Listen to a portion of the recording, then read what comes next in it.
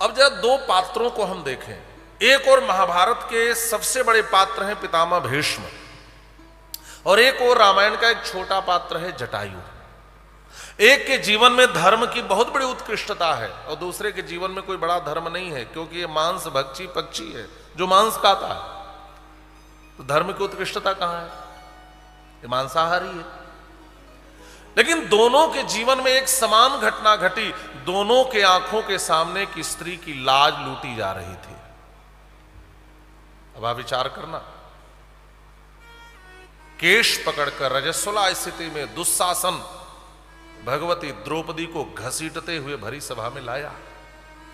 दुर्योधन अपने जांघ को उघाड़कर ताल देते हुए कहता है, भाई नग्न करके इसको मेरी गोद में बैठा दे। भगवती द्रौपदी रोने लगी, विलखने लगी, विशूरने लगी, विलाप करने लगी, करुण क्रंदन करने लगी, सबके आगे रोते हुए गई और दौड़कर पितामह भीष्म के चरणों में भी गिरी, मेरी रक्षा करो। लेकिन आप पाएंगे महाभारत के इस सबसे बड़े पात्र ने खड़े होकर के एक स्त्री की लुटती हुई लाज का विरोध नहीं किया। और दूसरी ओर रामायण की घटना देखें, वह दुर्दांत दुष्ट, वह रावण जब भगवती भास्वती परांबा जगत जननी जगदीश्वरी श्री राम प्राण वल्लभा जनकाधिराज तनया उस जनक नंदिनी जानकी जी का अपहरण करके चला, और श्री जनक नंदिनी जानकी भी रोने लगी, विलखने लगी, विसूरने लगी, पुकारने लगी, हा जगबीर एक रघुराया कही अपराध विसार उदाया, हा लक्ष्मण तुम्हार नहीं दोषा सो फल पायो किन्हीं रोसा। हे आर्य पुत्र देखो देखो, तुम्हारी बल्लभा को यह दुर्दांत दुष्ट रावण अपहरित करके ले जा रहा है, मेरी रक्षा करो। हाय मेरे लाडले देवर, मेरे लाज की रक्षा करो, यह दुष्ट रावण मेरा अपहरण करके ले जा रहा है। हे बन के देवताओं, हे तीनों लोकों के साक्षी भगवान भुवन भास्कर, मेरी रक्षा करो। उस समय भी कोई नहीं आया, लेकिन जब रोती विलखती जानकी जी की आवाज इस गीधराज जटायु के कर्णपुटों में प्रविष्ट हुई, तो इस गीध ने पहला शब्द बोला, सीते पुत्री कर सजनी त्रासा करी हूं जात उधान करना सा। बेटी तू डर मत, रो मत, मैं आता हूं तुम्हारी रक्षा करूंगा। और महर्षि वाल्मीकि ने तो यहां लिखा है, श्री जटायु जी ने रावण के रास्ते को रोक लिया। रावण निरादृत करते हुए आगे बढ़ा, दोबारा रोका, और जटायु जी ने कहा, रावण मैं जानता हूं तुमसे लड़ने में समर्थ नहीं हूं, मैं बूढ़ा हूं, तुम युवान हो, तुम रथ पर हो, मैं विरत हूं, तुमने जीवन में अनेक लड़ाइयां लड़ी है, मैंने कोई बड़ी लड़ाई नहीं लड़ी है, तुम्हें अनेक अस्त्र शस्त्रों का ज्ञान है, मेरे पास केवल नाखून और चोंच है। लेकिन याद रखना रावण, फिर भी तुम श्री सीता को मेरे आंखों के सामने नहीं ले जा सकते, मैं तुमसे जीत नहीं पाऊंगा। वृद्धो हम तुम युवा धनवी सरता कवची सरी, मैं बूढ़ा हूं, तुम जवान हो, तुम रथ पर हो, मैं विरत हूं, तुम कवच पहने हो, मेरे शरीर पर कुछ नहीं, अनेक अस्त्र शस्त्र है, कुछ भी नहीं है। लेकिन यह भारतवर्ष है, भारत का बाप कितना भी बूढ़ा हो जाए, लेकिन उसकी आंखों के सामने कोई उसकी बेटी को हाथ नहीं लगा सकता। और महर्षि वाल्मीकि लिखते हैं, जटायु जी यह जानते हैं कि जीतना संभव नहीं है, फिर भी तस्य तीक्ष्ण नखाभ्याम तु चरणाभ्याम महाबलः। महर्षि वाल्मीकि लिखते, अपने तीक्ष्ण नख और अपने चंचू का प्रहार किया है जटायु जी ने, और ऐसी लड़ाई लड़ी, ऐसी लड़ाई लड़ी कि रावण को भी 2 मुहूर्त तक मूर्छित करके धरती पर गिरा दिया, मूर्छित करके।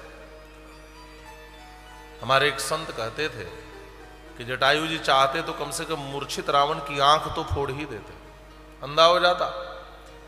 लेकिन बाहर भारतवर्ष, यहां का पक्षी भी धर्म युद्ध में विश्वास करता है। मूर्छित रावण पर जटायु जी ने कोई प्रहार नहीं किया, होश में आने की प्रतीक्षा की है।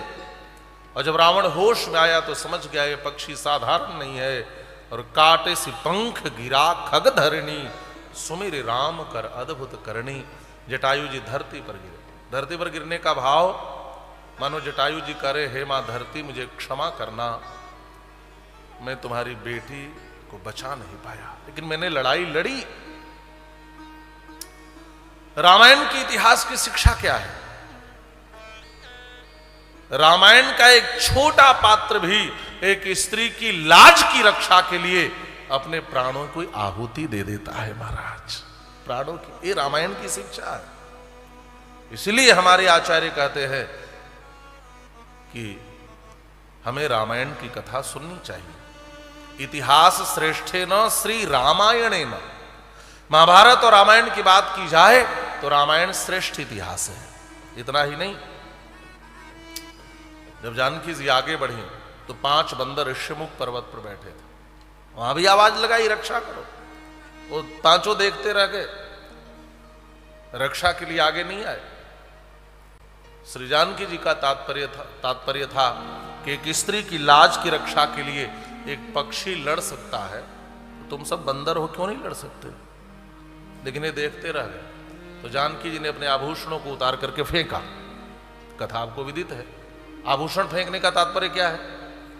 जो एक स्त्री की लाज की रक्षा न कर सके उसे तो चूड़ियां पहनकर बैठ जाना चाहिए, ये तात्पर्य है। और दूसरा तात्पर्य क्या है?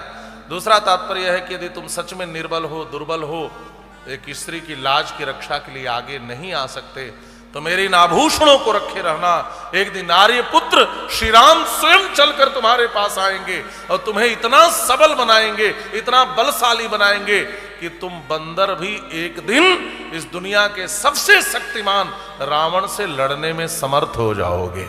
मेरे आभूषणों को रखे रहना और आप आगे पाएंगे। राम जी चाहते तो अयोध्या से सेना मंगा सकते थे कि नहीं, लेकिन राम जी इन बंदर, भालू, गोलांगुल और रीछों को लेकर के गए। और आप पाएंगे कि रामायण में एक स्त्री की लाज की रक्षा के लिए केवल पक्षी ही नहीं लड़ा, ये पशु भी लड़ रहे हैं, ये बंदर लड़ रहे हैं, ये गोलांगुल रीछ लड़ रहे हैं। यह रामायण श्रेष्ठ इतिहास है, जहां एक स्त्री के रक्षा के लिए मनुष्यों को तो छोड़ दें, पशु पक्षी भी इस कर्तव्य का और इस धर्म का पालन करते हैं। जहां एक छोटा से छोटा पात्र भी अपने धर्म का पालन करता है, वह रामायण श्रेष्ठ इतिहास है। इसलिए हमें रामायण की कथा सुननी चाहिए।